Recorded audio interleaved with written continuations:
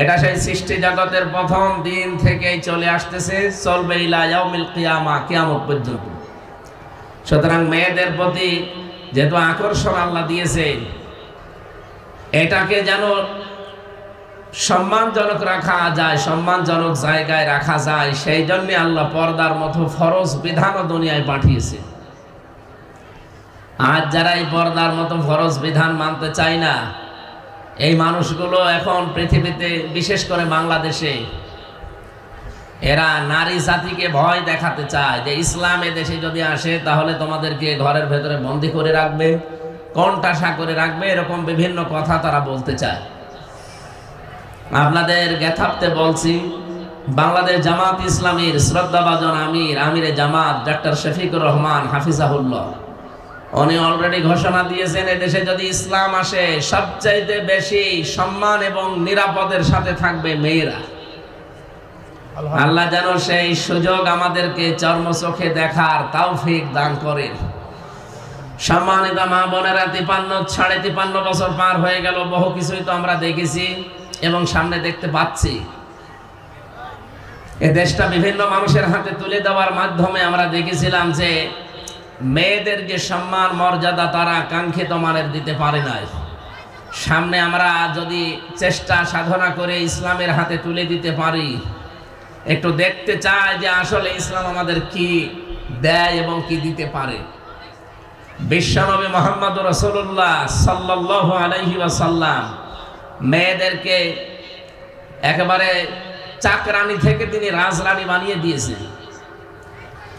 যে জামানায় কন্যা সন্তান হলে আষাঢ় দিয়ে মেরে ফেলতো, জীবন্ত অবস্থায় কবর দিয়ে দিত, মাটির নিচে পুঁতে রাখতো, সেই জামানায় নবীজি এমন ঘোষণা দিলে যে তার 3টা মেয়ে আছে, আল্লাহ তাকে 3টা জান্নাতের সুসংবাদ দিয়েছেন। সুবহানাল্লাহ। যার 3টা ছেলে আছে তাকে 3টা জান্নাতের সুসংবাদ, এমন কথা নবীজি বলেন নাই। এজন্য আপনাদের মর্যাদা সম্মান অনেক বেশি। এখানে 3টার কথা বলতে বলতে নবীজি বললেন যার 2টা আছে তাকে আল্লাহ 2টা জান্নাতের অধিকারী বানিয়েছেন, যার 1টা মেয়ে আছে তাকে আল্লাহ 1টা জান্নাত দিয়ে দেবেন যদি ওই মেয়েটাকে 3টা কাজ করতে পারে দুনিয়ায়। তাকে ভালোবাসা দেয়, তাকে শিক্ষা দেয় এবং সৎ পাত্র দেখে পাত্রস্থ করে। সুতরাং এই 3টা কাজ যদি আমরা গার্জিয়ান যারা আছে, মা বাবা আমরা যারা আছি, যদি পালন করতে পারি, তাকে ভালোবাসা মহব্বত করা, তার পেছনে খরচ করা এবং সুশিক্ষায় তাকে শিক্ষিত করার পর সৎ পাত্র দেখে দেখে পাত্রস্থ করতে পারি, কিয়ামতের দিন বিশ্বনবীর সাথে পাশাপাশি জান্নাতে আমরা থাকতে পারবো শুধু এই মেয়ের কারণে। সুবহানাল্লাহ। আল্লাহ আমাকে ছেলে দেয়নি, পরপর 3টা মেয়ে দিয়েছে আল্লাহ আমাকে। আমি সব সময় দোয়া করছি মেয়েগুলো যেন আল্লাহ ফাতেমাতুজ জোহরার মতো আল্লাহ বানিয়ে দেন। সকলে বলেন আমিন। সম্মানিত মা বোনেরা, শুধু মেয়েকে না, এরপরে আল্লাহ নবী জানিয়েছেন মেয়ের পরে মেয়ে যেহেতু পুত্রবধূ হয়, বৌমা হয়, বৌমা এবং পুত্রবধূ যারা স্ত্রী, তাদের গুরুত্ব অনেক বেশি দিয়েছেন।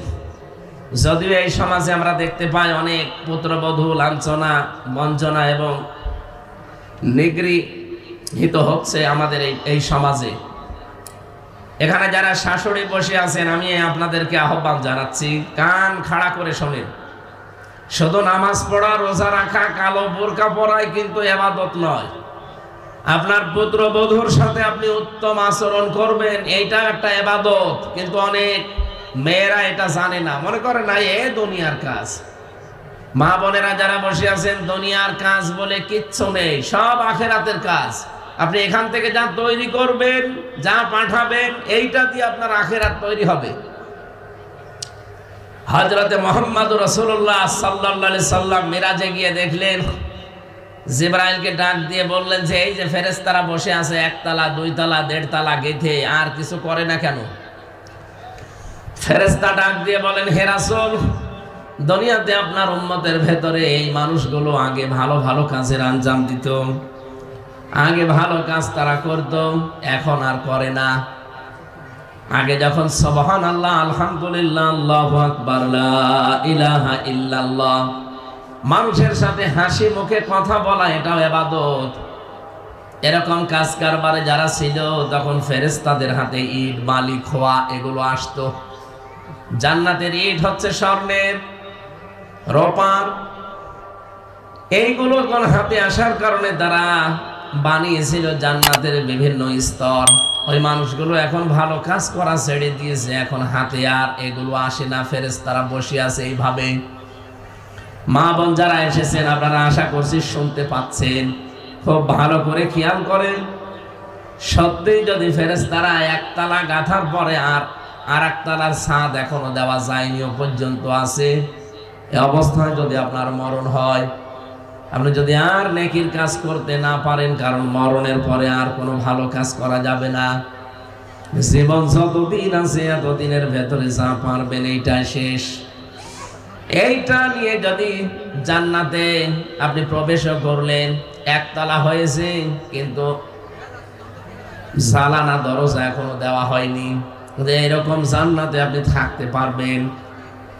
এই জন্য আমাদের উচিত, আমরা যদি বুদ্ধিমান দাবি করি, আল কাজ্জিসু মান দানা নাফসাহু ওয়া আমিলা লিমা বাদাল মাউতি ওয়াল আজিজু মান আতবা'a নাফসাহু হাওয়াহা ওয়া তামান্না আলাল্লাহ। রাহু তিরমিজি। বিশ্বনবী জানিয়েছেন বুদ্ধিমান নারী পুরুষ তো ওইটা যে আখিরাতের জন্য কাজ করে আর আল্লাহর উপরে ভরসা করে। সবচাইতে নাফরমান আহাম্মক ওই লোকটা যে লোকটা আখিরাতের জন্য কোনো কাজ কারবার নেই, আন্দাজে ভরসা করে আমার আল্লাহর উপরে। এই জন্য আমাদের উচিত হবে আমরা কাজকর্ম জান্নাতের জন্য করার পরে ভরসা করব আল্লাহর প্রতি।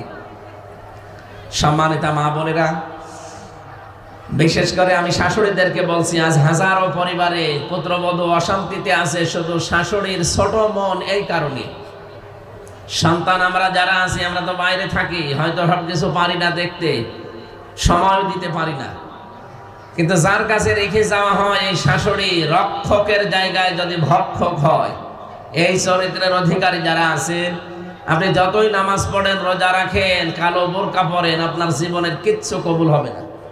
এই জন্য পুত্রবধূ যারা, যেহেতু অন্যের মেয়ে আপনার বাড়িতে এসেছে, নিজের মেয়ের মতো আচরণ করা লাগবে। এটা একটা ইবাদত। এই ইবাদতটা হাজারো পরিবারে নেই। এই জন্য বহু পুত্রবধূ মনে হয় জাহান্নামের ভেতরে আছে পরিবারে, এরা মানসিক রোগী হয়ে যায়। বহু মেয়ে লোক মেসেজ দেয় আমাদের মোবাইলে যে একটু শাশুড়িদেরকে বলতে পারেন না এরা কি মানুষ না দজ্জাল। সম্মানিত মা বোনেরা, যে মহিলারা এরকম মেসেজ দেয় তারা কোন জাহান্নামে আছে আপনি বলেন। এই জন্য আশা করছি আপনাদের আচরণ এরকম যেন না হয়। 3 নম্বরে আপনাদের সম্মান দিয়েছেন নবীজি, শুধু স্ত্রী হিসাবে নয়, দাগ দিয়ে জানিয়েছেন মা এই পৃথিবীর সর্বশ্রেষ্ঠ নিয়ামত। আল্লাহর পরে আল্লাহ যাদের স্থান দিয়েছেন তার নাম দিয়েছেন মা।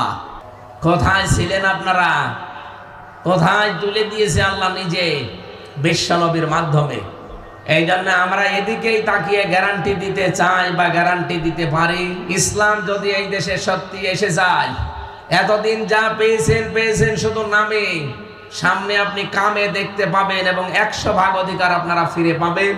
শুধু চেষ্টা চালান যে সামনে যেন ইসলাম এ দেশে কায়েম হয়ে যায়। আল্লাহ যেন কবুল করেন, আমিন।